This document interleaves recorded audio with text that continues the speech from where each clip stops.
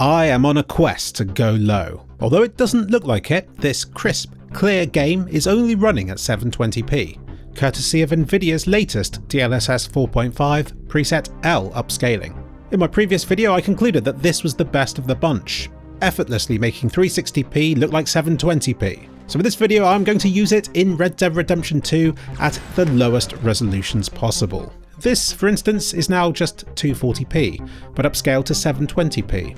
You can probably already tell it's not quite as sharp as it was at 4K, but where I've gone in making this video, this is a luxury.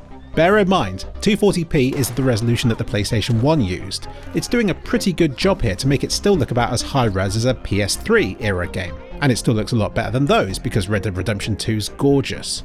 If you want to go lower than 720p, you've got to edit Red Dead Redemption's config file, which I did. So I proudly present 120p. From just 120 vertical pixels, DLSS is working its magic to try and upscale it to look more like 360p. It's just that setting on YouTube you never use because it looks too blobby.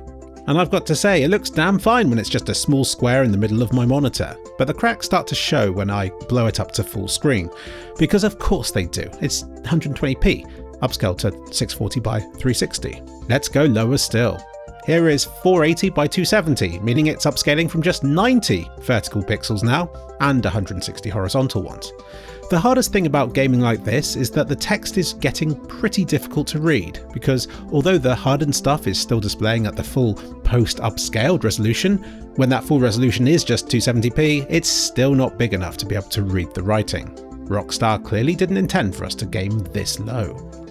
Next I tried dropping it to 320 by 180, which would have given us a vertical resolution of 60 pixels pre-upscale. But sadly, in this mode the game would simply crash.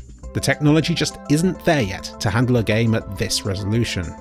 But I didn't give up. I tried all sorts of combinations of vertical and horizontal resolutions. There seemed to be a hard limit on the horizontal resolution, which refused to go far below 410, but the vertical resolution could be set as low as you'd like, but it ends up looking a bit silly if set too low. But for clickbait's sake, look at this. 47p gameplay. I've got more change in my wallet. But yeah, it's kind of cheating, isn't it? So if I set it to a full screen resolution, I settled on 410 by 231, which is a vertical resolution of 77 pixels. You could count that, I hope. Whether or not this is playable depends on your personal tolerance for pain and suffering, but I decided to make it a bit easier for myself by combining it with lossless scaling, which will get this upscaled image and then will attempt to upscale it even further by smoothing the edges and by sharpening everything. There are different presets like LS1, NIS, FSR. Honestly, it probably doesn't matter which one you choose. The result ain't pretty. And I do find it kind of ironic that getting DLSS to display the resolution it's operating at didn't actually manage to show which resolution it was because the screen was too small to fit all that information on. So I disabled that writing, just to make way for valuable in-game real estate, because we need every pixel we can get now. It was challenging to make out which buttons did what, but through trial and error I did manage to successfully deploy a tent and to rest until morning, and then to make it back to town after having woken up somewhere completely random atop a ledge somewhere. This game tries to make everything as difficult and as long-winded as possible at the best of times. So here I am running about at 77p on my GeForce 5090 setup, and then it started slowing down and stuttering and lagging. This is Lossless Scaling's doing, which for some reason is causing the game to slow down. The irony is not lost on me, so I did the sensible thing by enabling Lossless Scaling's frame generation to try and smooth the experience out again. So here I was on an inconsistently performing double-digit P resolution with added latency and artifacts from fake frames. It was, simultaneously, the best and worst experience of my life. This is what the future looks like, people! Embrace it before it's too late.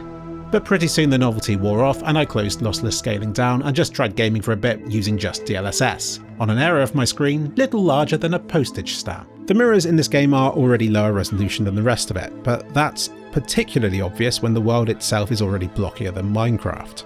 And my stint in this game was cut short when I couldn't tell which service I was buying from this woman and instead just attacked her. Now, I didn't intentionally do this as like a sick joke or anything. Of course not. Because it takes way too much time to pay off your bounty in this game. So I ended up just having a shootout in the saloon. Salon, one of the two. Let's be honest, companies can make an upscaler as good as they want. We will simply drop the settings lower to compensate. This is no failing of DLSS, but I would like for them to do away with the presets and just let us set the base resolution to like 1% if we want to, just for the fun of it. That way I could try to upscale a single pixel into an entire image, or just to see how the upscaling breaks down when pushed a little bit too far. But until then, DLSS 4.5 proves that you can run games at exceptionally low resolutions somewhat acceptably, which, given the situation in the computer market right now, is probably a good thing.